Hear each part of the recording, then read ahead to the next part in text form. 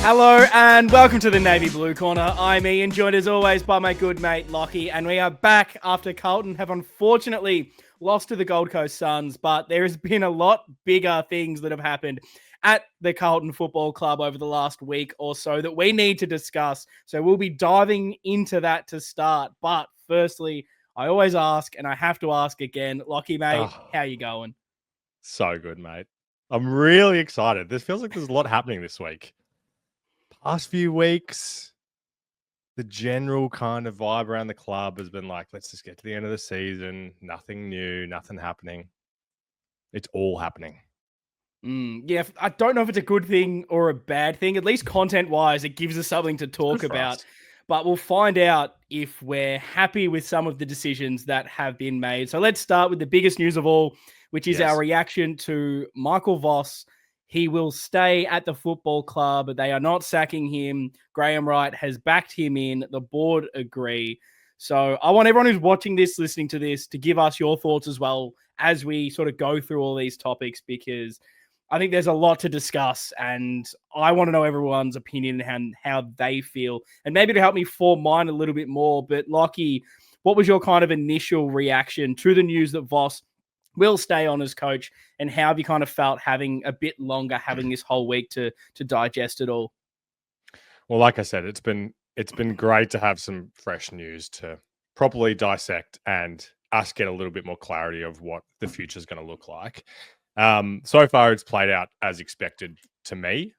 It felt like the writing was on the wall for Lloyd to be the first kind of departure, but that was kind of predicated on the Voss news first. So I'm not surprised that he's going to be still with us going into next season. Said all along that I'm just going to have to trust Graham until proven otherwise. So right now I'm just going to believe in him, even though it still feels to me like the right decision was to part ways. Yeah, I was really shocked, to be honest, when that news rolled through. Everything in my head, all the, I guess, optimism and positivity for next season, future beyond, was all kind of predicated around a fresh voice, just a fresh eyes over things. And that was going to get my optimism of maybe the grass is greener on the other side. I've seen what Michael Voss can do. We saw it at Brisbane. We've seen it now at Carlton. It seems like it's kind of going negatively and getting worse every season now.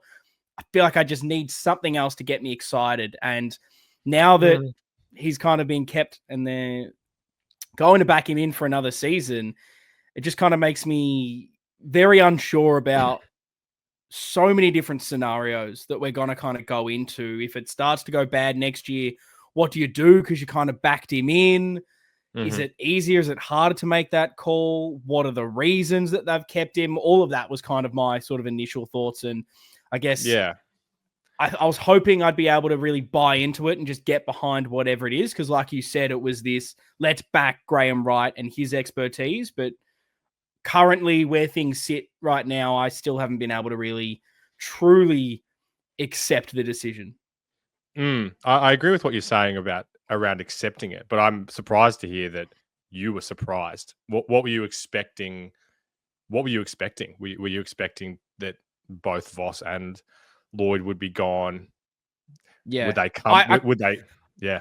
I just could not see Voss surviving with what we've seen. All the evidence. It's 9 years of him coaching. Same problems have persisted over two different football clubs. He was meant to have learned everything at Port Adelaide to make him better. And he comes across and we've seen kind of the same thing. And all year it's been really bad. We've both said, yeah, there's some problems with the list. There's some problem with the players, maybe some mentality issues. But the back half of this season in particular, every week we've come on and said, yeah, it's not really the players' fault here. Look at the way they're set up. Look at the system. And I just, as well, knowing what happened in the Collingwood coach search with Graham Wright, where he didn't seem to really rate Michael Voss, all the signs for me were pointing towards there's no way we can back him in again, even just to try and sell it as the decision to the members. How can you go another season and just think it'll get better when everyone's really checked out almost more than they've ever been on this club? So I just thought it was the easiest, most simple move in just get rid of him, bring someone else in. Mm, mm. I agree with elements of that. I don't want to jump the gun on the run sheet, meticulously assembled as always by yourself, but like I'm definitely feeling like there's more change coming, and if the leadership thinks that we're not massive changes away from a far better season, and it is more about specific roles, would you have been, for example, would you have felt more optimistic if Voss was the only person gone and Brad Lloyd and all the assistants stayed, or if we now see that a bunch of assistants go, Lloyd's gone, and Voss is kind of the stable part? Like, to me, that sounds better. Yeah. I would have hated every scenario there, and I probably still would have been miserable regardless. But if Voss was the only one that went, and we kept Lloyd and we kept the rest of it, that would have been a disaster. I think probably I agree. than keeping Voss and making sweeping changes around him. I guess Yeah. talking about Voss, keeping him, building around him, obviously they know a lot more than us, but Of course. when you're looking at it from what we can see and everything falls on the coach normally, how can it be that throughout all these years of Michael Voss as a coach, it's, well, everyone around him isn't up to task, but Voss is the guy? That's, I think, what I really struggle to truly comprehend and understand, that, oh, it's not Voss's fault. It's just everyone just keeps surrounding him with the worst assistants, particularly when they knew that when hiring him that they needed strong assistants tactically. They were meant to have done that. We did a whole review, external review after David Teague across every part of this football club, knowing we need to get the best assistant coaches, clear this out, start again. We supposedly did that. I just don't expect it to work again and us bring in the right people around him, because how many years can you have of it's everyone's fault but you? Yes. Yeah, I get that. It hasn't been a terrible 4 years, though. Things have worked. Has there ever been a full season where it's been good, though? No, I think that's my full concern around this. You've had a really strong first half of the season. It fell off in the worst way. Then you had, sorry, I'm getting all my years. Yes. And then another really bad start to the season. It was bottom 4. We're going to sack him. Then all of a sudden we make a prelim. Then we start the season amazingly. Completely, it falls on its ass. And now this season has kind of been asked the entire time. So even though we've gotten to a prelim, we've played an elimination final, consistently, it hasn't been great.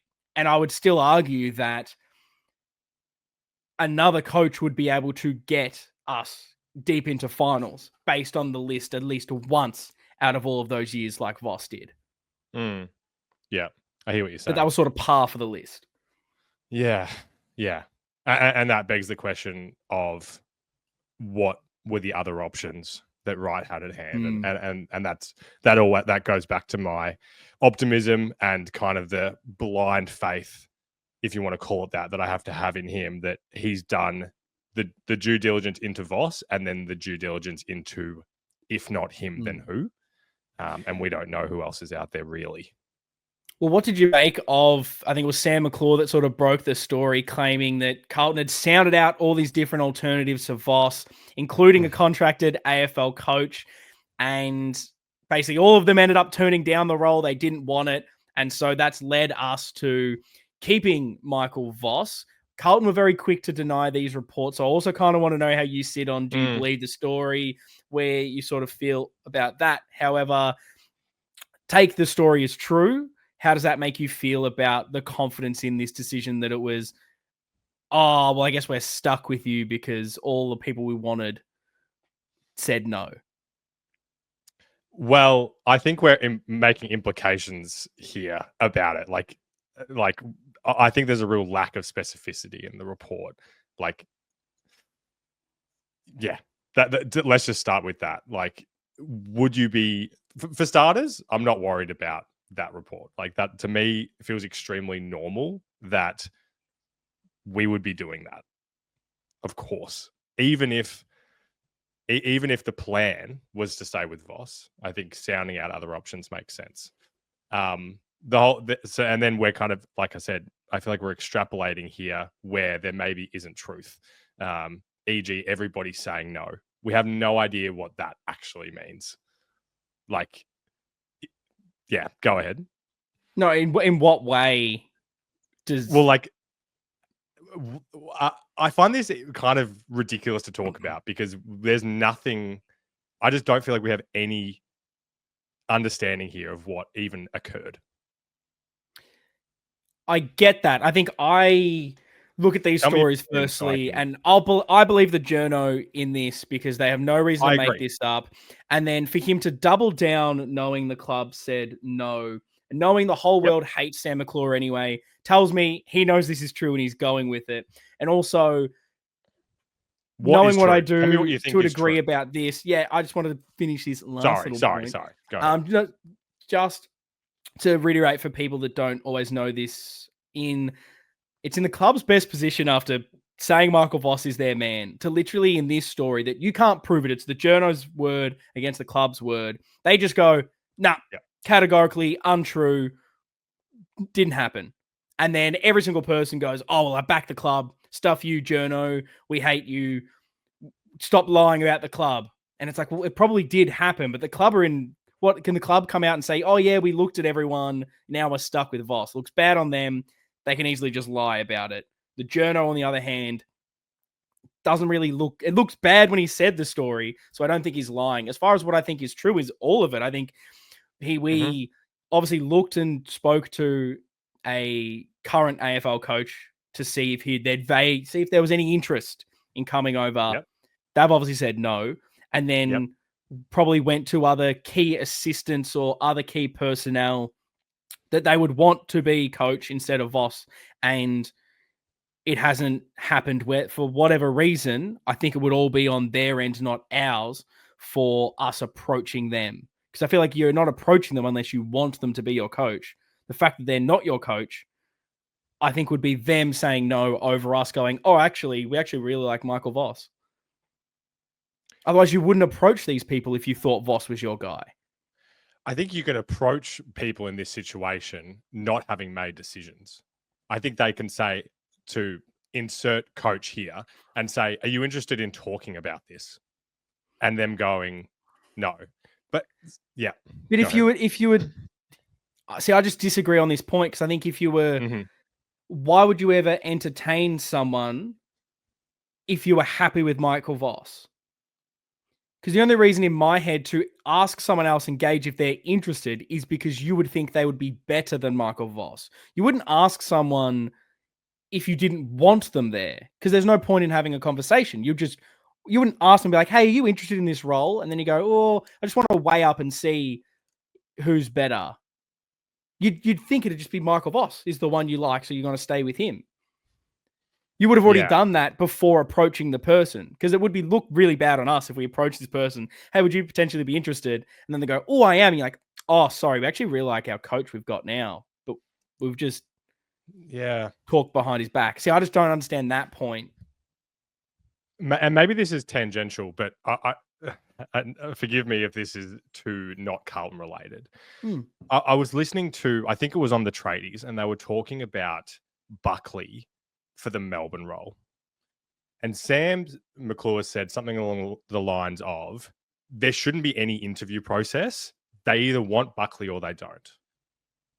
I thought that was a ridiculous sentiment to not go through the process with somebody. And I know there's talk about that with the whole Ross Lyon thing for 4 years ago for us. I think it's for massive decisions like this, you can't just go in blindly on vibe. I agree. Which is how I feel about the Carlton thing, which is he wasn't convinced 6 weeks ago that Voss was the guy. So he's like, all right, I'm pretty sure Voss is, but let's see if insert coach here, Chris Scott, for want of a better name, as like a coach that I really admire. Let's just see if he's got any interest about having a conversation, not being convinced that it would necessarily be him. So I think you and I are very, very close to being aligned here. I just think the report is true, but I don't think the report necessarily is saying that Graham Wright would have just taken somebody as coach and that Voss was like bottom of the pile and we're stuck with him. I think you've outlaid that quite well, to be honest. I totally get your point in seeing it, going out and seeing if someone could be better than what you have in this instance. I think in the wording of what sort of McClure said, where it seemed to say they all turned down the role. If it's that, then it looks horrific to then be stuck with Michael Voss. If it's more what you're saying in this of, we wanted to see if anyone out there is better than what we've got, and it's not, we're kind of stuck with this. But I think in the end, that's kind of what you are stuck with anyway, where even if you wanted these guys, it hasn't eventuated, you're stuck with Michael Voss. And then add on to this now the wording, which is quite interesting in the press release, which really caught my attention immediately, and a lot of been reporting on it, where they stated Michael Voss will remain coach of the Blues into the 2026 AFL season. How did you kind of feel about that not really committal wording? And then knowing he only has a year to run on his contract, it feels like we're kind of 1 foot in the Voss camp, 1 foot ready to go and find someone else immediately. This I do find really interesting. I can't remember if we talked about this on pod or off. The idea that if we now go into next season with Voss having just next year as contract, how can the club believe that he's the future? It kind of feels like you have to be all in right now or not at all. So again, so much can play out. Like all they've done is just say that nothing's happening with him. So maybe he will sign an extension in the off season or something like that. But if they don't, I'll be pretty fascinated. Oh, it doesn't take the pressure off him at all if they don't now re-sign him, because all next season will be, well, Voss is out of contract, so they're going to fire him if things go bad. And God forbid we lose round 1 against Richmond again. And all of a sudden, it's almost a sackable offense because of everything that's already gone on. You get another preseason, you lose the first hurdle again. I'm so concerned about what it means. And I think that's kind of where, on my point to this, of what we were just discussing, it's like, if you don't believe he's genuinely the guy for the next 3 years of this club, minimum, then I hate that it's, we couldn't really find anyone just better 100%. So we'll just back him in for 1 year and then maybe we'll get someone better, or maybe he'll turn it around. We don't know. It's like either commit to him genuinely or just get anyone else, because it doesn't give me confidence that they truly believe him in. And on top of that, if you're getting then in all these new assistant coaches, are they going to want to come to you if they're going to think, well, Vossi's probably going to get sacked midway through next year if it goes bad? It just feels like a weird environment to do this whole, Voss is the guy. We're not going to really back him in truly. Yeah. We're going to say he starts the season next year, at least at a bare minimum. But also, can you guys all come in and support him? But we don't know who's going to be there by the end of next season. It's just, it all feels really weird to me. I agree. I'm aligned. Like to a smaller degree, I think this can happen with players too. Like where a player that gets a 1 year deal and you go, oh, okay. Well, that's a bit interesting. Like, why do they not believe that he's going to be there the year after that? Can I give you a hypothetical that you've made me think of? Because I mean, so much that we do and so much that everybody in the outside the clubs do is just speculate and throw scenarios out there. How would you describe Vossi's body language and general demeanor over the past 6 weeks before this announcement? Oh, that's a really good question. I felt like he was starting to get a little bit more agitated than he ever has been. Mm-hmm. but it still felt quite mopey in a Yep. way. Yeah. What if Wright thought that there was a chance that Vossi would step down? I don't think he And not, would, though. but why? But the pressure on him is insane. I feel like we were watching the toll that it was taking on Vossi throughout this season. So, is there a scenario? I'm being a devil's advocate. I'm being an optimist of all this. That Graham Wright's having these conversations with some coaches, thinking, "I need to do some due diligence here in case Vossi comes to me and says, I can't do it anymore. Like I can't do next season." I think if there's any part of Graham Wright that he thinks that about our current coach, whoever that is, if it was Michael Voss, it was anyone, should be sacked on the spot. Because if you do not believe that they can commit to it, that they were just going to fold at any stage, I think that that's a really bad environment to be in, and that's not someone I want leading my club. If I just basically don't have faith in them to be able to handle the pressure, that's a massive Mm-hmm. alarm bell for me. And I think the reason I don't think Voss would do it is simply, I get it's a lot of stress, but it's a lot of money for another year. If you just don't perform and they sack you, you get paid out. If I go out before then, from my own accord, I don't get my money. Of course, but you can't. We have no idea the toll that this could be having on him.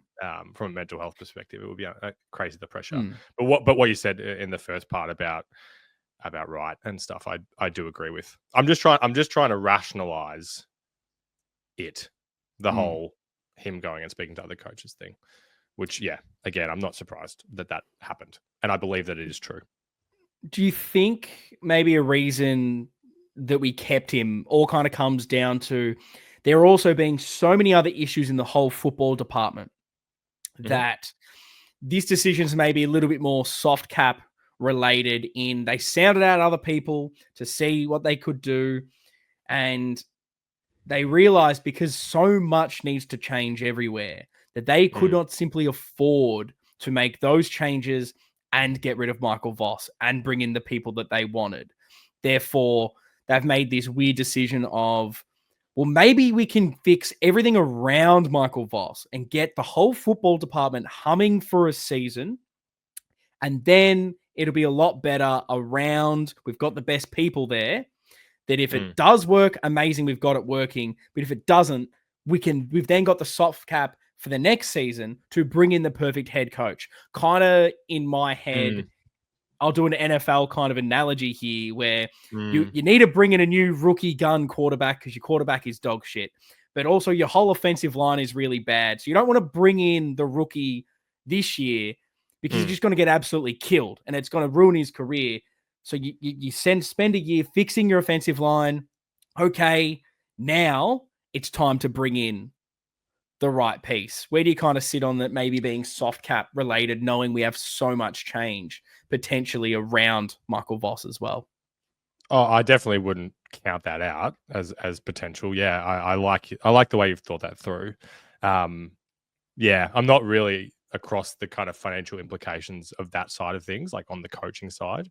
And we were texting during the week, like I'm not even sure who is coming out of contract from the coaching realm. Like I kind of want to guess like which coaches and who's going to be there and who isn't, but like who fucking knows? So it could be, but I also think there could be 100 other reasons. Graham got in front of the members and talked it through. I kind of left with more questions than I had before and kind of less clarity. So yeah, you can't count that out, I guess. And then what happens if, because I also want to say this, I'm very negative on this because I don't think Voss is the guy. I didn't truly think he was when we got him. But if this all turns around, great. I could not care. You can clip me anytime I've said Voss isn't the guy. If he wins us a premiership, I genuinely could not give a stuff if I didn't think he was the guy. Because if Carlton's winning, I'm happy. It's great. So I also just want to put that out here that it's not just about me trying to be correct in this. Yeah. I'm so happy to be wrong because it means my football team's winning and my mental health gets exponentially better. But in the Mm. scenario of it doesn't work, it's the same thing as Yeah. this year, or potentially even worse. What happens if Voss gets sacked? Because we put all this faith in Graham Wright, thinking he's going to make the right decision. He's one of the people that really strong football brain. He can fix us. He's backed him in. If he has to sack him within a season, would that kind of change how you see things with Graham Wright? And does it also make, as I sort of alluded to earlier, does it also just make this whole thing a lot more difficult in bringing the right people around? Because Yeah, maybe. this thought of potentially sacking him at any stage, any doubt that this is a real scenario, means who would come to us anyway? Yeah. I always come back to what is the alternative, and I just wonder what the options truly were on the table right now. I'm sure this is all that, or not all, but it's one of the main things that Wright's been thinking about ever since he got to the club is this decision and where this is going to go. Yeah, I hate thinking about the possibility of next season being worse and what that means. Yeah, it just can't happen, can it? Like, Does it this is our does it worst waste season in years already. does it waste a year if in this hypothetical we keep Voss, it doesn't work out, we move him on either at the end of the season or midway through? Well, Because at least if you bring in someone else and it kind of pans out in a similar fashion, say wins and losses, at least there's that optimism of, well, he's new, he's just got to get his game plan across. It just needs more time. Does that hurt you more in the long run? Is that why they're having this decision? It's that I find a very interesting kind of hypothetical. I think so much discussion around these topics needs opinion, or at least a take on where you think the whole club is.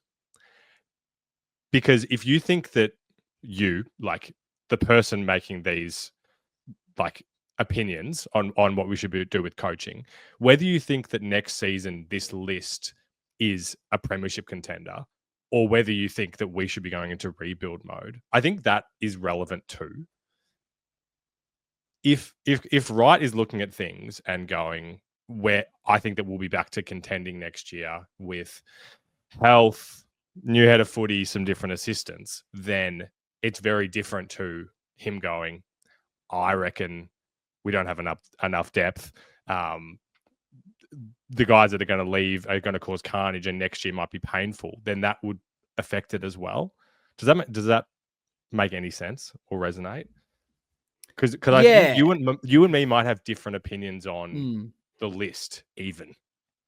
Yeah, I'm in two minds with the list, and it's hard because every time I believe it's good, I see us play so badly, and I go, well, is it the list that's also a big part of this problem? And I think mentality-wise, standards-wise, it is, which is why I kind of go back a bit to the coaching and how they're set up in this, which is why I was so optimistic to just try someone else and rejig this. I think we can be not necessarily true contenders, but I think we can play finals footy next year. I don't think that is a ridiculous statement. If we're able to, make some improvements with the list, move a few things around, I think it's finals caliber.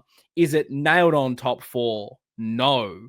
I think there's enough match winners that, and everything goes right. Potentially, we made a prelim with a very similar squad.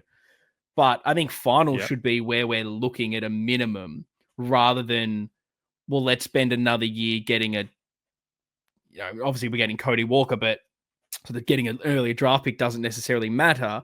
But being in more that rebuild, let's finish lower, get a bunch of picks, rejig it in the draft. I feel like we're not that level. List is bad. Yeah.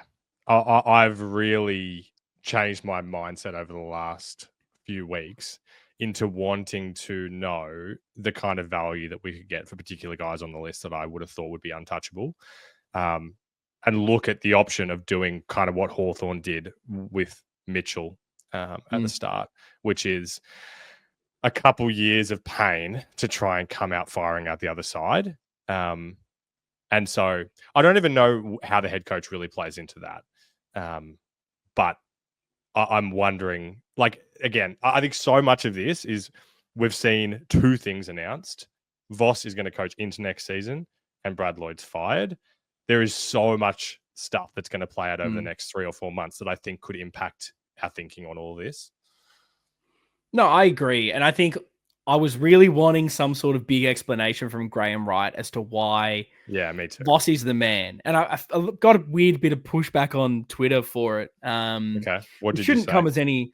Shouldn't come as any surprise. It was basically just being like, well, get me the press conference right now, because everyone on the outside of this doesn't believe he can coach.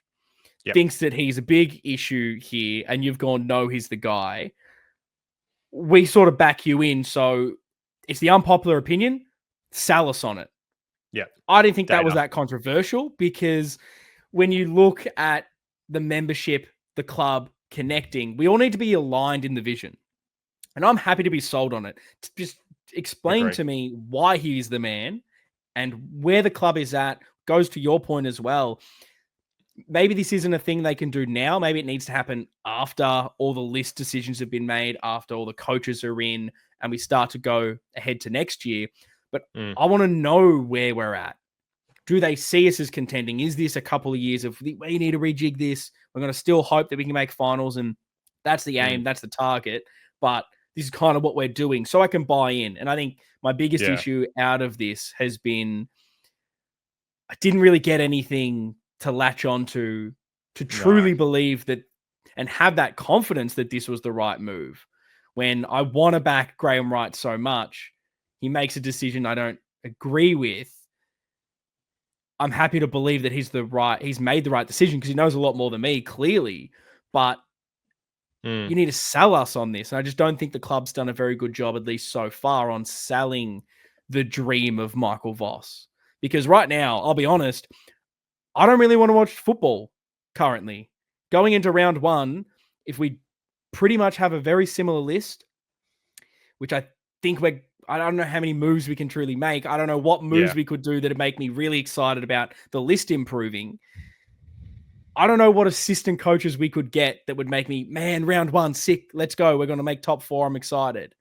I feel like we're one loss away in 2026 from me checking out of this, because I just don't feel that we're on the right path. So I want to be sold on it. That's kind of where I'm sitting right now, which is kind of depressing.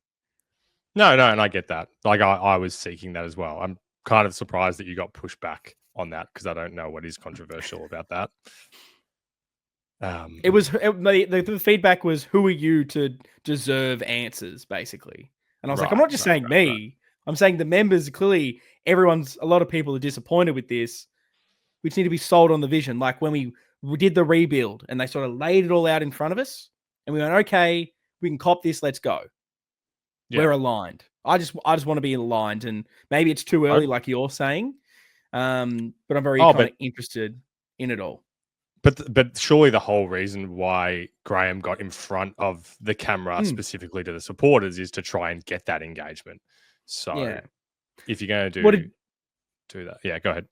Well, what did you make of the interviews of Graham Wright? Were you kind of satisfied at all with his rationale around keeping Michael Voss and the vision going forward? It was probably the first time we've really heard from him being the man in charge, the figurehead of pushing this club forward. Yeah, both sides of the coin, because I think it's like this is him getting in front of the supporters and showing that, like as Robert said a few weeks ago when he did the same thing, like they seem to think that they know that this is an important thing to engage more directly with the supporters. So the sentiment, I think, was there, but it was probably a bit too much jargon and lack of specificity on things.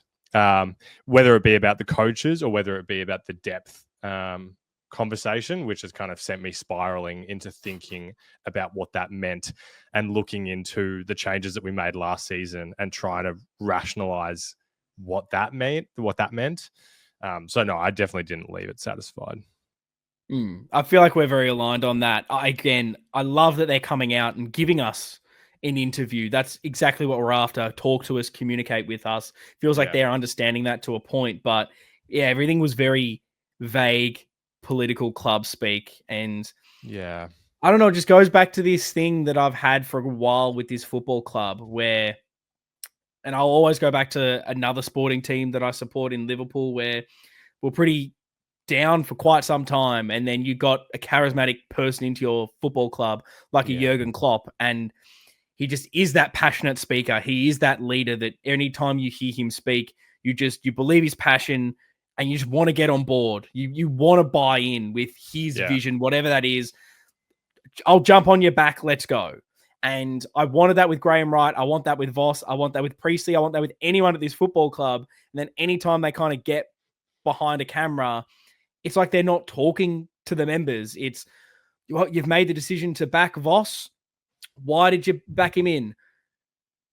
Yeah, well, we just looked at the data and we're backing him in for next year.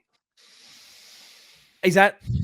It feels like you answered a press conference question in a way that you wanted to do it so politically you didn't have to answer the question and you didn't want any backlash on your answer. Like, can someone genuinely be like, we love Michael Voss. People don't see it behind closed doors because they just see the wins and losses, and we get it. What they're showing out there on the field, it isn't the right results, but we truly believe in what is being built and cultivated here. And until we turn that around, on field, we get it. It's going to be hard to truly buy in. But if you were here listening to what he says and how he goes about it, we know that we're just a little tiny step away from this all working. We're looking at some key pieces and moving that around in certain different roles. But we believe with some right restructuring and some right key list moves and all of it, he's the right guy. We could not be more adamant that, seriously, if you could be here every single day, he is the guy. You give me that speech, and all of a sudden I'm going to buy in a little bit more. Instead, it was like they looked at a whole range of data and statistical information around the way we play and perform, along with conversations from staff and players. Based on that, he was the man. What does any of that mean, Lockie? What is this data Could not tell you. based on the way we play and perform when everything I'm seeing with my eyes tells me it's garbage? It's unfortunate, isn't it? It's just a little breadcrumb for us to now try and dissect with no information. And then you hear him on Waitley's interview and he mentions, oh, we're getting a lot of inside 50s. We're good in the contest. We've got a really bad kicking efficiency and then converting on inside 50s. If that's the data they are genuinely looking at, God help our football club, because look, I'm not a data analyst. I'll be the first person to put my hand up there. But I can tell you right now, inside 50s mean fuck all. Kicking efficiency is one of the most baseless stats in all of history. We can't be looking at that data and saying, here's the good stuff. Oh, we just need to be better at this thing, because it's all about the method. It's about actually seeing how we're moving the ball inside 50. The quality of inside 50s are not good. The quality of clearances are not good. It's just, I'm just concerned if that's the rhetoric we're getting. And also, not to just shit on everything Graham Wright said, because it feels like that's what I'm doing. But he also said, he's a great leader and driving the football program in the right direction. Without him truly backing up these statements with anything to get me excited, all my brain goes to is prelim, elimination final, missed finals. That isn't driving it in the right direction. Yes. You can't just say it's being driven in the right direction without selling me on why. I think that was my issue with these kind of interviews right now. And I hope they get better. I hope we can get this better feedback. But just, if you're going to give me these kind of false platitudes on your rationale, sell me on each of them. Because I feel like that's what's kind of missing in this conversation right now from the club. Maybe they can't do it because they're waiting on changes to truly. Yeah. If he says something, like maybe it's all him saying, oh, all these assistant coaches are so dog shit that literally they're the worst things I've ever seen in my life. We'll fix this in 2 seconds. But he can't say that. Yeah. I don't know. It's You confusing time.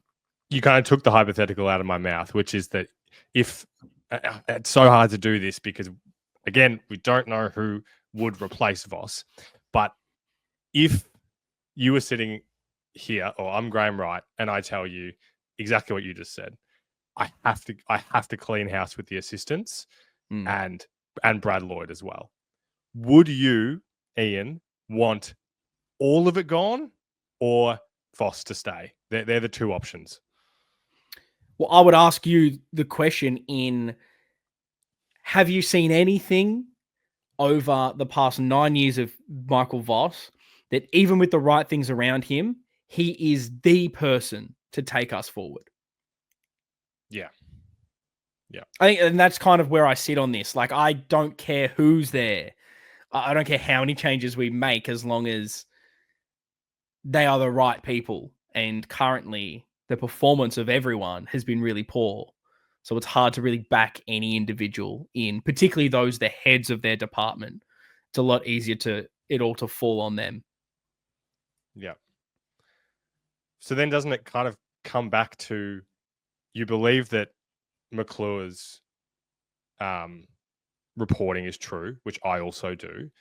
If there is nobody else that they thought would be better for us next season and strategically, we would just be doing change for the sake of change. Like, because you mentioned before, and I agree with this, I loathe thinking about 12 months from now and next season's a disaster. What if we bring in a new coach and it's a disaster? Isn't it kind of a disaster no matter what Graham Wright does if next season's bad? Yeah, I think at least, as I think I slightly said it earlier, is if there's a new person, there's a longer time of you can back it in. Oh, well, this season was bad, but you wait till next season where they're just implementing their game plan and they're all fresh, they're all new. It just takes a little bit longer. Yeah. So optimistically, it's a lot easier to do that. I think in my brain, I just cannot fathom that there isn't better than Michael Voss right now. Yeah. Or is it literally the fact that this club is so bad that no one wants to come at all? Like, is that genuinely the part of this where it's every person that's actually good is going, not touching it? In the state that this currently is, nah, I'm going to need you to revamp this for a few years before I want to come over here, because you keep sacking coaches. You don't build around them correctly. Top to bottom, this place seems to keep being a rabble. I need to see you get the right people in around first, and then maybe I'll step into it. Possible. Looking at it the other lens, Wright alluded to the list not being good enough, saying, we don't have enough good players. Maybe we cut a little bit too deep last year, having to rely on a lot of youth this season. What did you kind of make of those statements? Like I said, it led me to go back, remember what the list looked like 12 months ago, and try and think about who he was talking about.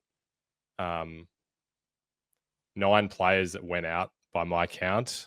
Your Murkovs and Domaquays of the world, Martin, Owies and Kennedy, and Carroll were the 4 that are on lists, and then Cunningham, Marchbank, and Durden not on lists.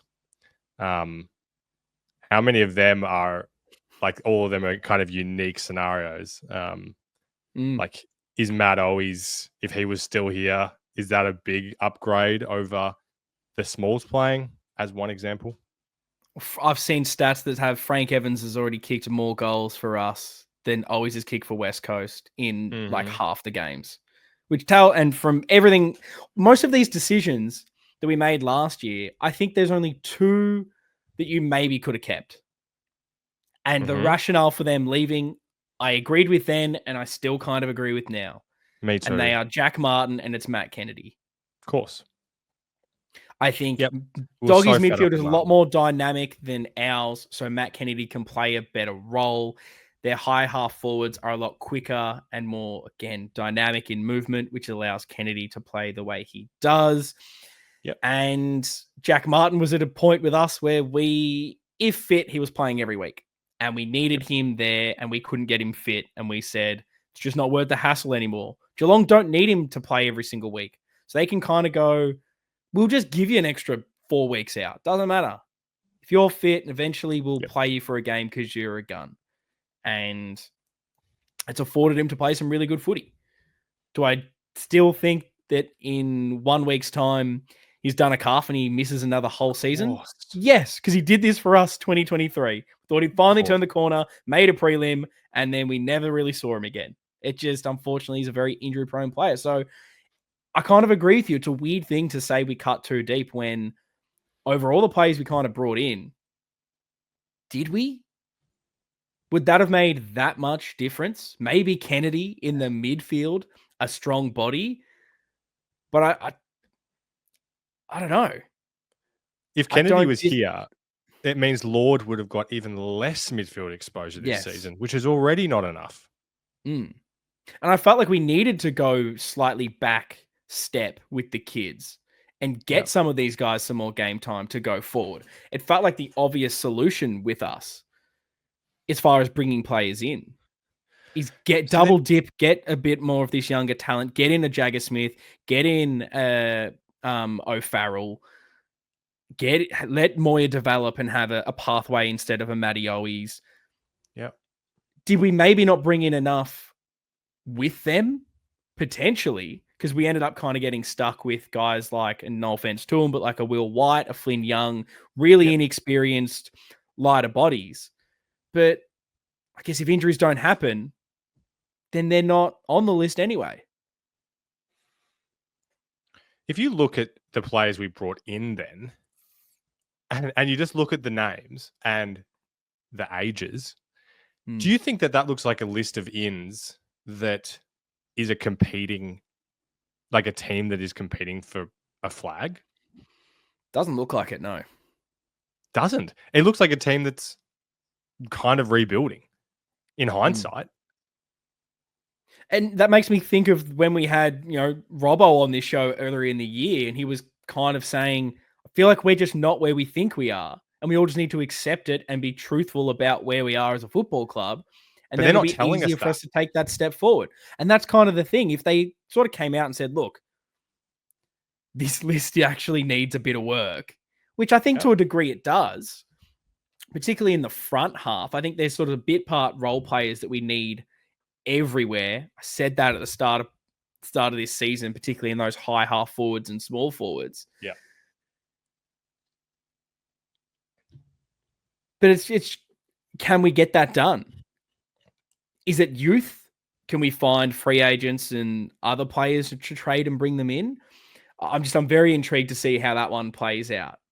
Yeah. List wise in the off season. And maybe that is more of the issue. Maybe he has come in and said what we've said for a while and everyone said it's just something, even some of these players are good, but mentally and that drive to win, it just isn't there for a few of them. And this needs to be just tinkered with. Yeah. Yeah. Again, broken record. Like I'm so excited now to fast forward to Feb and be like, what are all the things that are gonna come out from this? The TDK thing, the JSOS thing. They've kind of confirmed that Curnow and Walsh and those guys are untouchable. Let's see. Fascinating. Well, this is my most optimistic, if I'm putting my optimistic delusional hat on. Love. Interested to know your thoughts. Walsh only played 12 games this year. Mackay 10, Elijah Hollins 5, Newman and Jagger Smith 0, Cottrell 6. Add to that this season, and stay with me on this, I know this is a bit wild, but Harry and Charlie have only played 25 quarters of football together, which is 6.25 games for 27 goals. 25 quarters, 27 goals, compared to 77 quarters for 100 goals last year, 79 quarters and 90 goals in 2023. So put this all together simply, a fully fit Harry, Walsh, Charlie, Elijah, Newman, Jagger, and Cottrell. Does that just make a massive difference for us next year already? Is that why this year's been so difficult? Like, how many teams that win a flag that go top 4? Maybe you can say Brisbane, probably last season. But how many of them miss all of that, don't have the continuity of their 2 key forwards, and still play really good football? Or is that too delusional and optimistic? You know me, I love to go to these areas. Of course, that's possible. But yeah, is that, I'm trying to go back to the depth comments.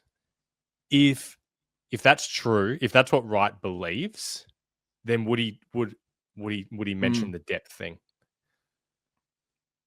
Well, that's kind of where I'm sitting with this, because I think that's obviously a lot. Like Walsh, Harry, Elijah, Newman, big losses for a big parts of this year. Of course. But it's probably still not enough, because we saw it wasn't enough last season for the whole time. Even with a new coach, you need to improve, you need to fix this. It'll be interesting to see how much of it is an issue, because he said that the list management team are staying.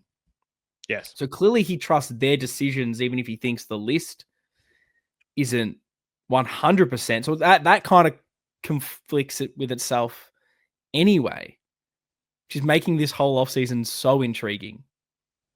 But that's why when I'm looking at this ins versus outs of last season, you can't tell me that this is the ins and outs of a team that thought that they were competing.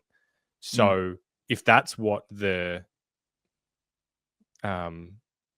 list team are saying to Graham Wright, that's like, we really don't think that this is a list that is going to compete for 2 more years, then that's really telling. And yeah, we have to go back to your comments about Robbo before, like, yeah, I have no idea what the people in charge at the club really think we're at. Are they more delusional than us on optimism? Has that maybe been an issue? Is that a big thing with Brad Lloyd, where the list management team are saying, hey, this isn't it, and he's saying it's something else, and that's caused some of these issues? I don't know. And I kind of want to turn slightly to some other potential appointments, like assistant coaches. I believe the reports are that Hansen and Hamill are the only contracted for next year. So to run through just the simple assistants, I don't want to get down the development coaching route, because let's be honest here, we barely know what the assistant coaches do. We definitely don't know what the development coaches do. So let's keep them out of it for now. But Ashley Hansen's the senior assistant. Aaron Greaves is coaching and performance manager, whatever in the world that is. Aaron Hamill is the backline coach. Tim Clark mids. Jordan Russell forward line coach. How many of those, if you were to make a guess, do you think will be retained, Lockie? I love it. Yeah, this is absolutely nothing but vibes. I reckon 2 will stay of those 5, and I'm not even gonna put names to it. Would you say it's the 2 that are contracted? Probably. I think if I had to guess, I think Tim Clark would be the most likely to go. Yep. I think Russell is the least tenured of them. I think he's only had 1 year, hasn't he? Yeah, 1 or 2. I can't remember. But yeah, which is the most dysfunctional line to you out of all of those? It's the forward line and midfield connection. So those 2 working together for me. But then is the backline actually just pure talent rather than system? Yeah. Because it's kind of how it all connects together, which is why, again, I kind of go back to Michael Voss leading the whole thing, because it does feel like each department is kind of disjointed to each other when they play on the field. Yep. I feel like because he's contracted, it's maybe harder to move a Hansen on. And then Greaves just feels like he's going to keep his job because he's Voss's best mate, and I don't know what he does. But I agree with you. I think it'll probably be 2. You think 2? All right, cool. Let's come back to this. Yeah, so that'll be interesting. Now we've been linked to Hickmott, who's at Hawthorn at the moment. Hayden Skipworth, who's at Collingwood at the moment, two very highly rated coaches. If we were to then bring in guys of that ilk, Lockie, that would for me go a long way into starting to trust this process. Because last time we did this with Vossi, and it was, we need to surround him with the tactical geniuses. And then it was like, we're going to guy at the Saints, we're getting a guy at the Gold Coast that we already had. Aaron Hamill was your hero. I have football days. I'm not talking about coaching. Never once have I gone, that's my coach. And then it was like, oh, and then we've got Jordan Russell as well. None of those were exciting hires that really came with a lot of credentials. These two definitely do. There's murmurs of Hickmott potentially being an AFL coach, or maybe even is he someone we could get as a coach to replace Vossi. I think that is the pool I want to be picking out of. I just really hope that somehow you can convince them to come, because I don't know, would you take a job at a football club that's been dysfunctional already, that you aren't truly confident that the head coach will stay there? Or do you do it because you think, maybe I'll take that job in 6 months? Maybe. Yeah, for sure. Yeah, it's hard to get into the minds of how people look at this situation. I was going to ask you before, like, people speculate on things like this. Like, what's more compelling, Melbourne job or Carlton job? It's really hard for me to kind of know. Like, I can have an opinion on it, but there'd be so many factors that they'd be thinking about going into an interview process for each, whether it is head coach or whether it's assistants. So yeah, you could kind of hypothesize it in any way. Maybe Hickmott could look at it like that. Don't know. Which one would you prefer, and why? Yeah, I'm too biased. Like there seems like Melbourne is more of a dysfunctional club than us, and it's hard to know what's going to happen with like Petrarca and Oliver and that kind of thing. But they've definitely got some kids that I think have shown more promise than our kids. I think you've got a lot of time at Melbourne, because I think they're like clearly in this kind of rebuildy, try and fix it mold. A lot of their stars are old. They'll probably trade a Clayton Oliver. You kind of and like the fans are not as necessarily as aggressive and demanding success. So you've got, if you want to kind of coach and have time to figure this out, I think you go there. But I think talent-wise, particularly top end and being able to really compete quicker, I think we would be the one to do that. Maybe that pressure and the demands on that is like appealing to people like this, though. If they're watching Carlton every week being like, I know how to unlock this. And then maybe the reward is greater for us because of all that's that what I want. Yeah. No, absolutely. And then also we've been linked to like a Ken Hinkley potentially coming in some capacity. Maybe it's a director of coaching or a senior assistant. There's also been links to Port's current boss, Chris Davies, I believe it is. I'll be honest, this is a realm that I don't know a lot, and I'm happy to put my hand up with that. To replace a guy like Brad Lloyd. While these both apparently have great credentials, highly regarded, you hear those kind of terms quite a lot. The Prendergast boys, got to give them credit for this. On Twitter, Sean was sort of raising a good point, saying, is that too many key cogs in the footy department in these senior roles, hypothetically, that are really close to Vossi and good mates? Because it's a lot of uncertainty, year to run on his contract. It's almost this next season, Vossi, prove it or you're out. And you're surrounding him with, on one hand, it's maybe good. These people know him. They can get the best out of him. But if they're the ones making key decisions, is it a bad thing to surround him with his best mates? I don't really have a perspective on that. It's just, I can't imagine it. That feels so difficult to imagine those announcements. Don't you feel like that? I struggle to imagine that scenario playing out. And I'm also a little bit concerned. I understand these guys are credentialed. And this kind of goes back to things we've done before. We don't tend to get from successful clubs. We get someone who's highly regarded at a bad club. Now, Port Adelaide haven't really succeeded in any way. Ken Hinkley, yeah, sure. good coach? Is he a great coach? I don't think so. I think Port have underachieved for a while, particularly with their home game advantage, and hasn't won anything. Whenever hiring guys that have seemingly won things or taking them out of a Geelong, a Hawthorn, it doesn't happen that often. Getting all of Port Adelaide's best that couldn't get it done at Port Adelaide doesn't necessarily fill me with confidence taking them at Carlton. And that's kind of my issue with these types of hires, which is why, a Hickmott and Skipworth make me more excited because they're coming from better systems that I trust a lot more. Sure. Yeah. I mean, I agree. From the little that I know, that is definitely easier to swallow. The Hinkley one just feels really weird. I can't imagine it. Being Voss's boss, and now he's just in there again, but not as the boss. It's a weird dynamic. Is there a precedent for a switch in that way? Over? Because I'm all for getting, I think we've been saying this for a while, we never bring in assistant coaches that were just coaches. So part of me likes that. I feel like it's just this scenario that weirds me out with the Vossy connection. Time will tell. And maybe they are the right moves. I'm not certain. It just feels like a very weird thing to do. But let's talk quickly about the game of footy that happened on the weekend, Lockie. We lost to the Suns.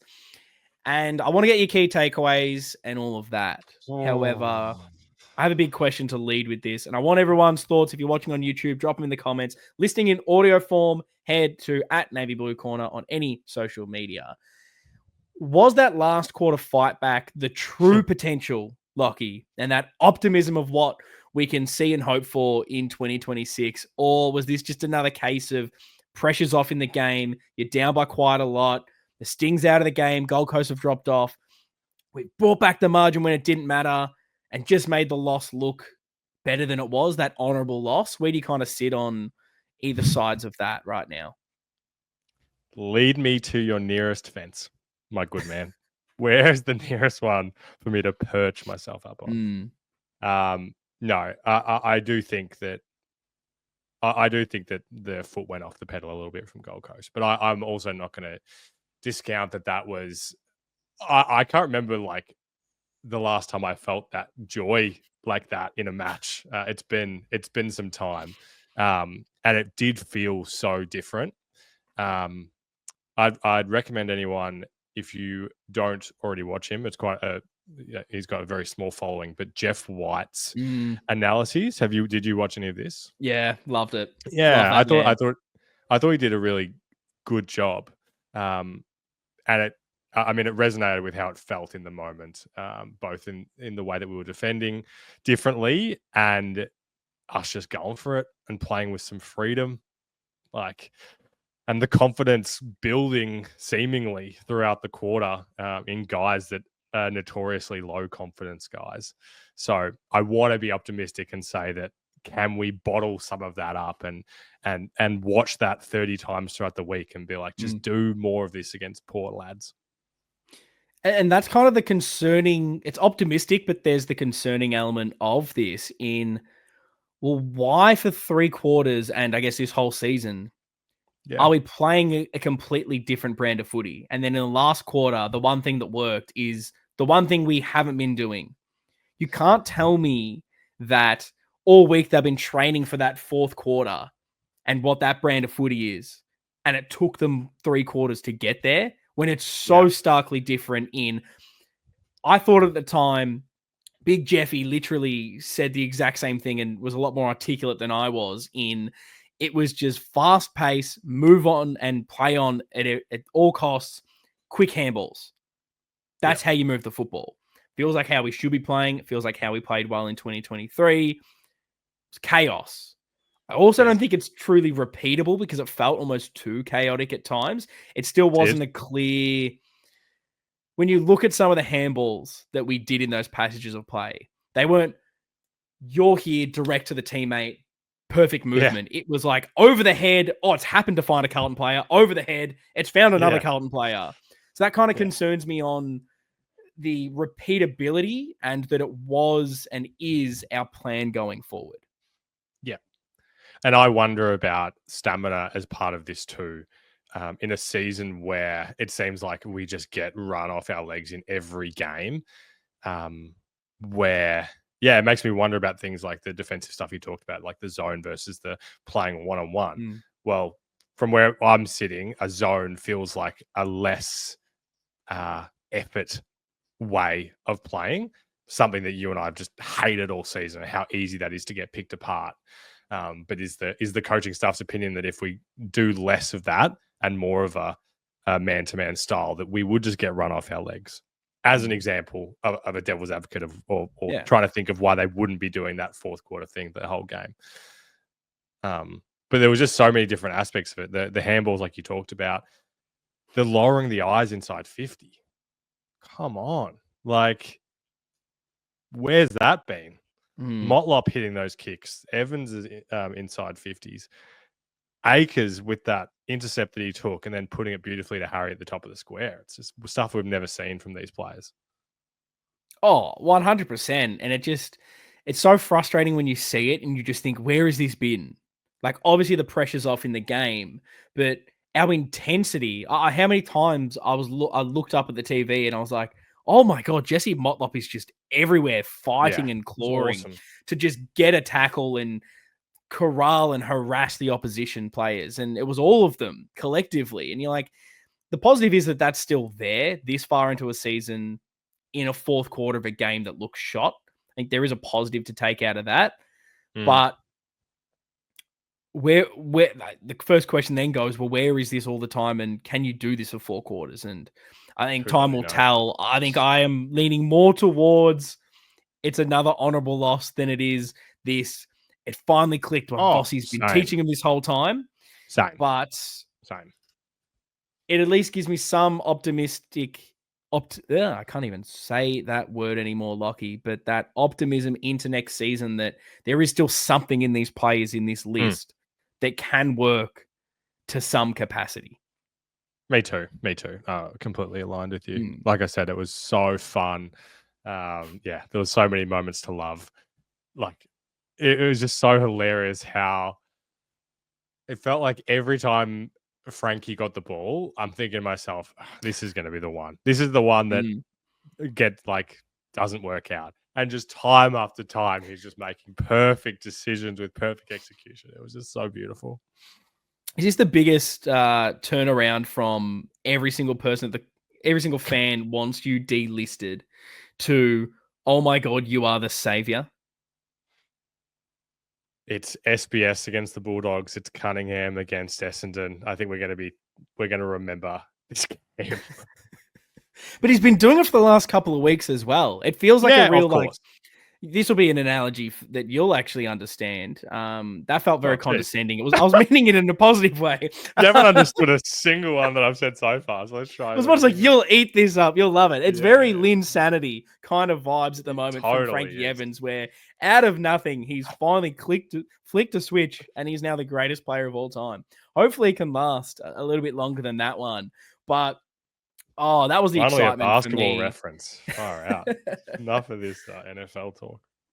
Oh, exactly. It was more one that I am normally garbage with basketball. Couldn't tell you another bloody NBA player. I know Jeremy Lin, and that is about it. But did you have any He's still other? Really good, by the way. Yeah. Is he still even playing? He's not in some Eastern European league somewhere. I need to find this out with those. I will ask you a question while I look this up, but did you have any other key takeaways from that game at all? Not really. Like, a very few notes that I wrote down in the first quarter, like the Suns' movement and forward entries, it was just insane how different they were to ours at that point of the game. Constantly looking for targets and hitting them compared to us, where it was all just luck. It felt like getting a score on the board. Even the entries themselves felt like luck, let alone converting to goal. I'm just going to throw a few things out here and you can pick it up. He had quite a different second half. I made this comment in the second quarter that I'm just so sick of TDK. And I want to understand why we dropped Pitto to keep him in. My little blue torch, which made me turn the commentary off until we started going again, I'm not sure if you saw this I think it was the third quarter. Oh, it made me so mad. Cutting to the crowd, and it was Walshy, Newey, Jagger, and Ben Camporelli sitting there. And the commentary team laughing about the fact that they didn't know who Jagger and Ben were. So they were talking about Newey and Walsh and being like, gee, it'd be good to have them out there. And how he's like, yeah. And of course, we have Jagger and Ben there. It's a couple of the kids. And Gary and Jason laughing about like, oh, well, thanks for reminding me of that. I forgot who those guys were. These are the people. How many times has Gary Lyon talked about Carlton in the last month? Every time I go on bloody Instagram, there's a new clip of him talking about Carlton. He doesn't know who pick 3 in the draft was. How Did you see Kane take his opinions on Carlton? Oh, mate, I agree. Did you see that thing with Kingy and Kane Corns where it was like keep, trade, or delist for our all out of contract players? You'll throw up on yourself. It's like they go through them. At least Kingy kind of takes the piss out of Kane Corns because they'll throw out someone like Flynn Young, and Corns is like, oh, delist. And King's like, you don't even know who that is. He's like, I've got no idea who that is. And that kept happening. There was like 5 places like, I don't know who that is. We'll get rid of him. We'll keep that guy. And King is like, you have no idea who any of these players are. And it's like, again, I understand there's a lot of teams. I don't expect him to know the minute details of every single thing. But you need to know who the players are. You're getting paid a lot of money here. And you definitely should know who Jagger Smith is. If you're going to have these massive opinions on it all, like this is just such the problem with it all. They've got no young kids. It's because you don't know them. That's why. Because you don't know Jagger Smith exists. There was another part in the commentary where they were talking about how well Lord was playing, and then kind of alluded to like, oh, like maybe he's playing for a spot on the list here. It's like, do you know like that how much a part of our future he is? Like, just because you have not seen him doesn't mean that he's currently playing to stay on the list. Like, it's so infuriating. Drove me crazy. I was luckily at a pub watching the game, so I did not hear the commentary. My one other note was just Fogg's 2 misses. ... Yeah, they weren't good. I've been surprised that he keeps getting a game. I'll be honest. I feel like I'm really mean towards him, and I don't mean to single him out. It feels like my whipping boy, but I'm just like, I don't get what you're bringing. Oh, he tackles. Anyone can tackle. And he doesn't seem to do a lot offensively for us. So he just kind of exists. And then unfortunately, when you then get those opportunities, miss them. Particularly that last one was just so coach killer. You can't miss that. It's just, what do we do with this guy? I don't know, Lockie. Such a pivotal moment. Also, Jeremy Lin is currently playing for the new Taipei Kings, who they play in the Taiwan Professional Basketball League and also the East Asia Super League. Okay. Has not played in the NBA since 2019. Moved on to the Beijing Ducks, the Santa Cruz Warriors. Back to the Beijing Ducks. Obviously, love that place. I'm going to bush these pronunciations, but the Guangzhou Lung Lions, a big fan of those guys, only lasted a year before moving to the Kaohsiung 17 Live Steelers. 17 Live. I don't know what that means, but I'm all about it. We need to start throwing more random numbers and then the word live, all capitals, in the middle of sports teams. And now he's obviously at the Taipei Kings or whatever they are. But yeah, get me on the Kaohsiung 17 Live Steelers. That might be my new favorite team, playing the P League Plus, whatever that is. I got nothing for you. You're going to have to dig yourself out of this. I'll be honest, I'm going down a rabbit hole. You may need to take over the... There's only... I think there might only be 4 teams. There might only be 4. Sorry, who cares about Carlton, to be honest, right now? Yeah. The viewers are probably switched off, but I'm having fun. There's only 4 teams in the league. So I don't know what's going on here. He played there for a full season. There's the TCG Ghost Hawks, who sounds like the coolest team of all time. Ghost Hawks. Taipei Fubon Braves and the Taoyuan Paoyuan Pilots. So the names really drop off quickly in that one. But yeah, for all those that wanted to know what Jeremy Lin's been up to, which I'm sure is everyone, you are well informed now. You are now up to date. But yeah, as far as that game, Lockie, I have nothing else to add. I wrote Frankie Evans is him, and that was about all my notes for this game. Harry Mackay was good again. Was very happy with a few of his key moments, particularly late. We've missed him all this season. But your votes, Lockie, your 3, your 2, and your 1. No, I want to ask you a question about Frank. Yep. How do I want to word this? I mean, we haven't talked about like small forward hierarchy in some time because there's now like 9 of them. Like, how much has this actually changed your perspective on him this past month or whatever it's been? Heaps, to be honest.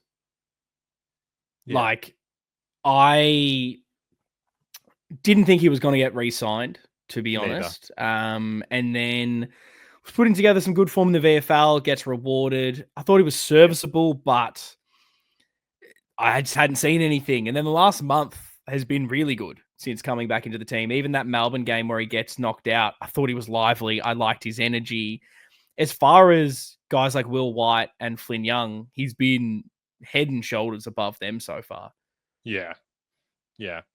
I think we spoke about this on the pod sometime in the last few weeks. Like, it's just so hard for me to understand if these players are good or not and how much of it is system and team based. It does feel like he's playing his best role right now. So I gave him the 3 votes. Of course, you had 2. Lord, I mean, Frank is both best on ground and the biggest overperformer, but I'll give Lord the 2. Like, he's just cooking in this role now. We've been asking for this all season for him to stop being played in weird positions and be thrust in there. It seems like Voss is loving it too. I'm going to throw up if he doesn't keep playing this same role for the next 2 weeks. And then I'll give Harry the 1 because, God, he both tried really hard and got some really good results. Yeah, I gave my 3 to Sir Francis Evans because it's only been Pito with a 70-meter torp and Frankie Evans that have made me pretty much smile at watching the footy this year. So he gets the 3. Cooper Lord, I think my votes are exactly the same. He was really strong in the midfield, has been. Yeah. Why we were playing him high half forward and as the sub all season, I don't know, Lockie, because we've been wanting him to play in the midfield, and he's a midfielder, and he's playing really well. This is why we got rid of Matt Kennedy, so Cooper Law could shine, and boy, is he right now. True. And then I was going to give a vote to Cripps because I thought his last quarter in the coalface pretty much almost won us the game, but we didn't win, so I can't give him the votes, and he probably didn't do enough the other 3 quarters that existed. But Harry Mackay, like you, I think those last key moments really stand out for me. So look at us being aligned with those votes. Just quickly, probably should have done this before we jumped on the pod because now we both look like idiots, but I've got nothing for the Media Blue Torch. Do you have anything for the Media Blue Torch? No, I only had just that little spray that we gave before. I'm happy to leave it like that.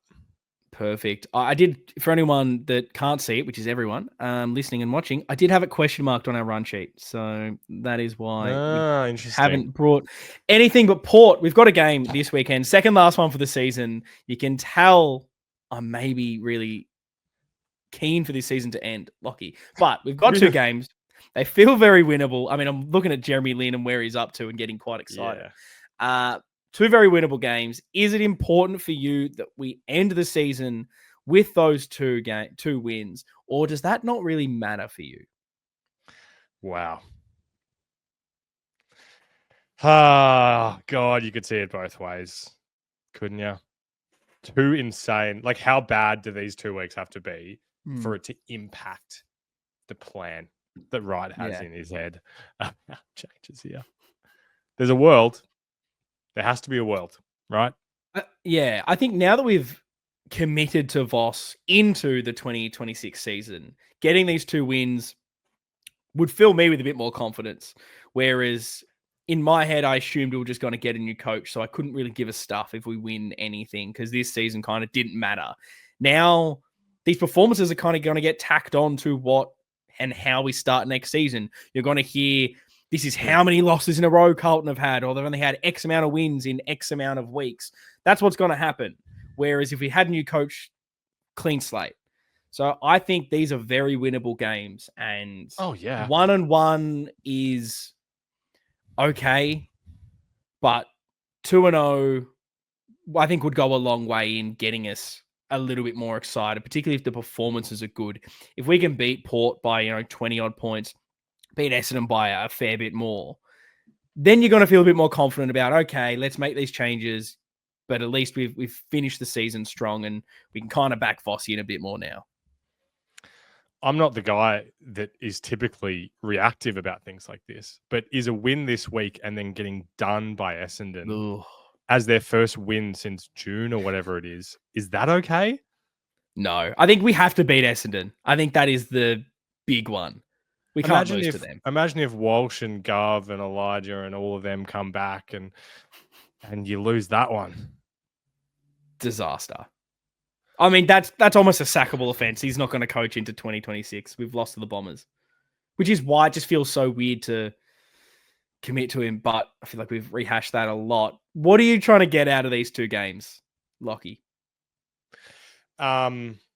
Keep playing the kids in their correct positions. I mean, there's no point me kind of speculating on like moves around the field and things like that, because it's just like there's just no, I don't know. It's really hard for me to rationalize a lot of the things that we're doing at the moment. So that's all I can really hope for. Is I want to see the kids playing in the right spots. What did you also make of Billy Wilson getting another game, and how did you rate his performance? I definitely thought it was better than his first game, which was just obviously a hard game to watch for everyone. I like it. I want to see him play the next two games. I'll be really disappointed if he gets dropped. Yeah, I agree. I'll be really keen to just get him higher up the ground. He feels like that kind of more attacking player. So let him do that. Don't worry about the defensive stuff initially. Protect him with everyone else scrapping. Yes. Just let this man ball in hand. Go on a few runs. But changes ball this in week. Hand, exactly. Are you making any? What are you doing? Yeah, I've thought about this a lot. There's so many players that I could consider dropping and bringing back in. For me, Akers. Oh, go ahead. I was just going to ask, do you risk Walsh? That's probably the big question. This week is a test to play. If he passes the fitness test, 2 games to go. Risk him. Is he the one that you're bringing in, or are you saying wait till preseason?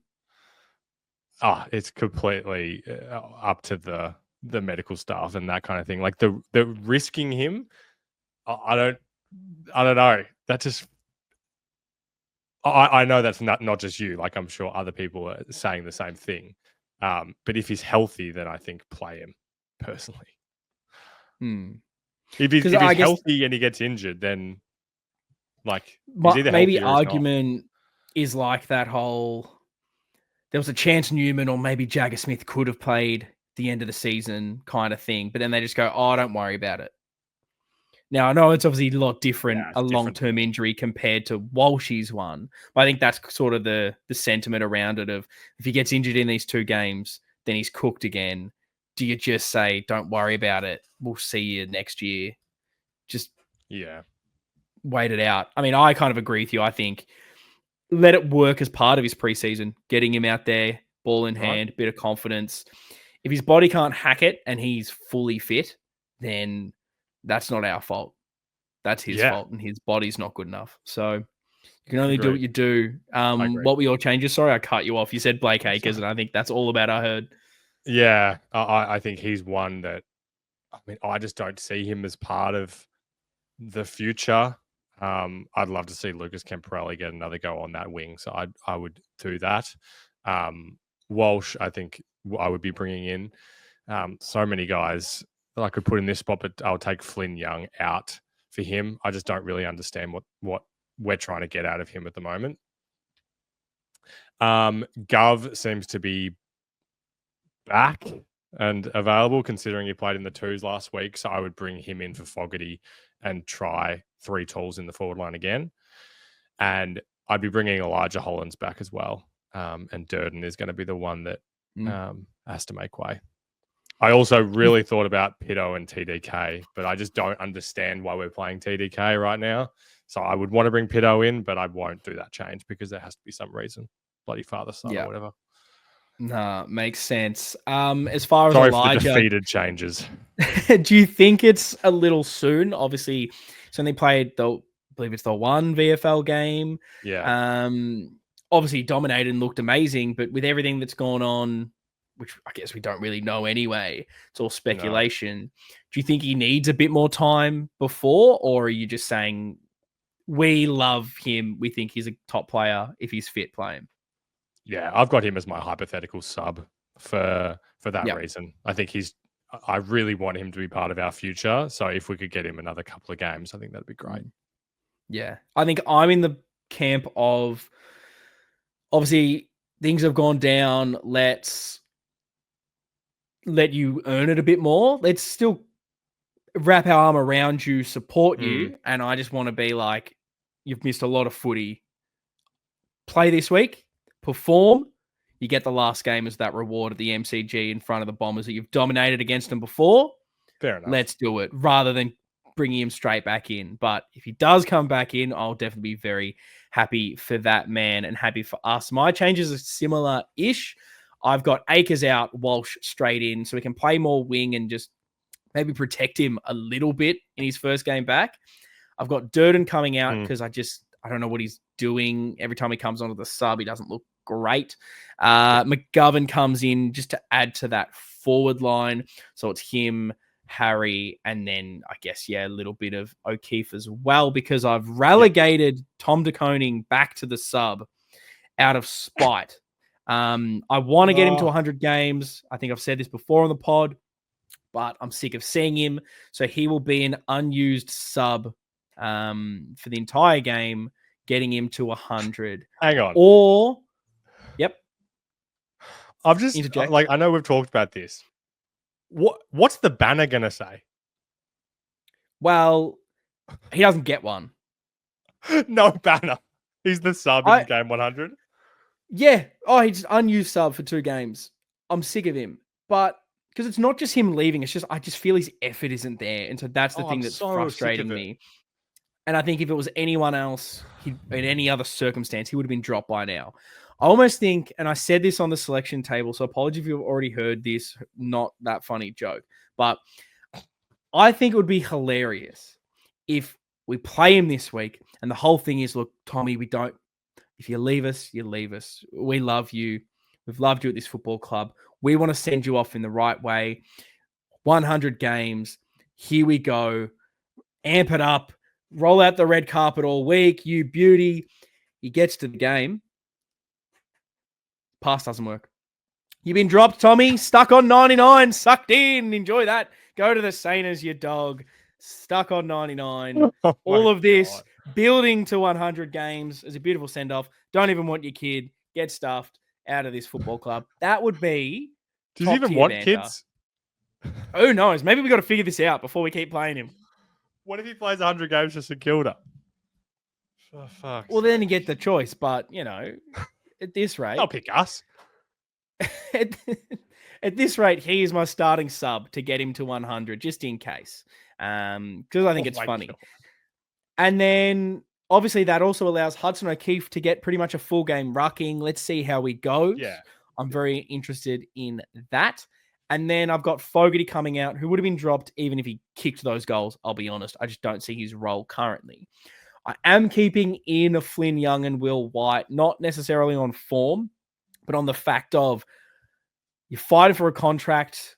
It's not much to play for in these 2 games. It's not too many players I would also bring in. So I want to see all the evidence so we can make a call by the end of the season. I have brought in for Fogarty, though, Chin Cotter. I just think balance-wise in this team, I'm looking at maybe wing, midfield, high half forward when guys like Zach Williams, Ashton Moyer move up there. We kind of just are missing a Mr. Fix-It.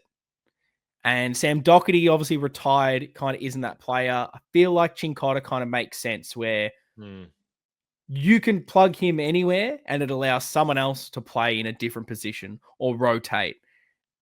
That's kind of what I'm going with. But I'm not too married to any of those changes. Apart from DeConing, you're the sub. Is Chincotta getting a new contract? Don't think so. I was going to ask you this about Boyd and him. They've been overlooked quite a lot for those more younger and inexperienced players. Do you think that means they're both out? But Boyd, is he still contracted? One more year? Yes. But we have seen previously, if they don't rate someone, they can cut their contract or just look to, I don't know if you'd be able to just, hey, can you just take him in a trade and we don't get anything back? God. I Because think it looks he was go ahead. Like it looks like we just don't rate either of these players. No, particularly Boyd. If Boyd was out of contract, I would say definitely both not. I think he will be there. But yeah, strange, isn't it? It is. I quite like Boyd. I feel like we've needed his ball use a lot this season. They've decided to go against it. Yeah, it's a bizarre one at times. Do you have? I mean, you. I like asking you this. So, what do you think will actually be the changes this week? Oh, that's a good one. I think. Let me look. I think Walsh will come back. Otherwise, they wouldn't have hammed it up. Walsh comes in for Durden.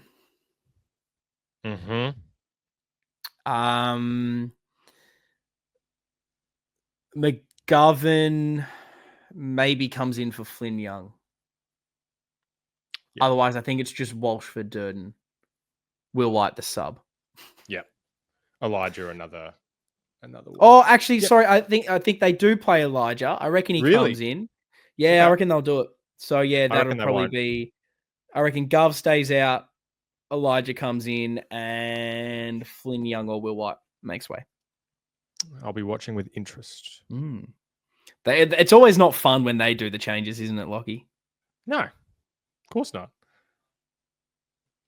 Wouldn't it be fun if they did sort of ramp up the changes like when we discuss them and we come up with fun little scenarios about like Tom DeConing getting stuck on 99? Like if Vossy was doing more of that, I could get around it. Like he's already told the players, obviously, and then he comes out and he's like, yeah, we're going to, fuck it. Walsh is on the wing this week. We love it. Let's bring him in. I could back that in. I haven't. Yeah. Sorry. I kind of stopped paying attention there for a second. Yeah, fair enough. I'm thinking. He's talking about Jeremy Lin again. I'm just going to tune out. It's fine. Is it weird? Like I have not watched very much VFL at all this year, so I just don't know how he's been playing. But is it just weird that like Lucas we were all so excited about his preseason, plays one game and then we don't see him again? It is weird. Like that one preseason game, he looked like the greatest player of all time. Starts the season, and then we kind of went, oh, nah, actually. And he wasn't terrible. Like everyone was terrible.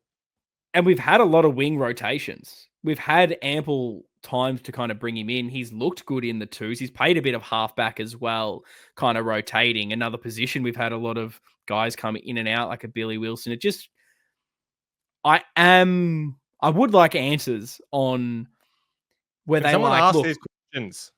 We exposed him early because there was form. We probably didn't think he was super ready at that stage. We saw he probably wasn't really ready. There's a few deficiencies he's sort of working on, and he's working really well, but we just see him as a long-term prospect.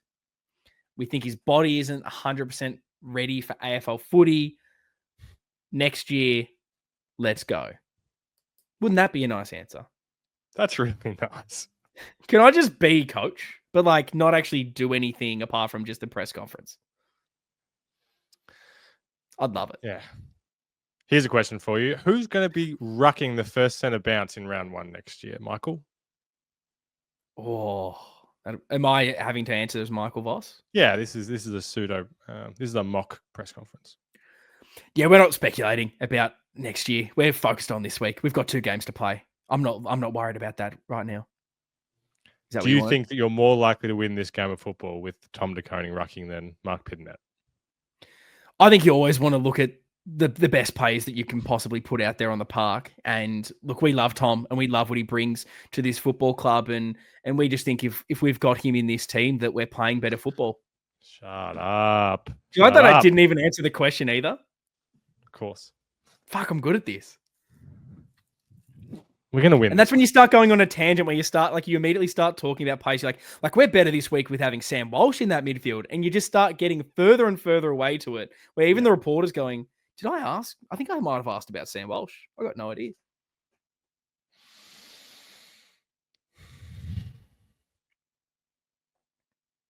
That just wasn't us, though. Can we do contract chats next week, or is it too soon? I want to talk about heaps and D lists. Are you ready? If we lose, I feel like we won't have a lot to talk about, so we can definitely chuck that on the agenda. Let's do that. But if we win, I'm ready. Maybe it's also a better way to do it because everyone's staying. We're happy. Exactly right. Oh, I'm really excited to hear your perspectives on these. There's so many juicy names on there. Kemp. Oh, Motlop. God. We are ending this episode on a cliffhanger to get you excited for next week. Maybe we need to do that more often where the back end of the podcast is just us doing the admin. It's the admin we do after this, but we're doing it live on pod whilst everyone has already switched off. But that is going to wrap up this episode. Hopefully you've enjoyed it. Let us know all your thoughts to everything we have covered, the Voss chatter, the Brad Lloyd move, everything about Graham Wright. And do we trust him now? Do we not trust him? Are we just salty because he didn't do what we wanted us to do? I am, and I'm going to absolutely own that decision. Let us know in the comments below here on YouTube, or if you're listening in audio form, head over to the socials at Navy Blue Corner, and we will be back next week chatting about a massive win against Port and talking about all those out-of-contract players up the bloody baggers. See you guys next time.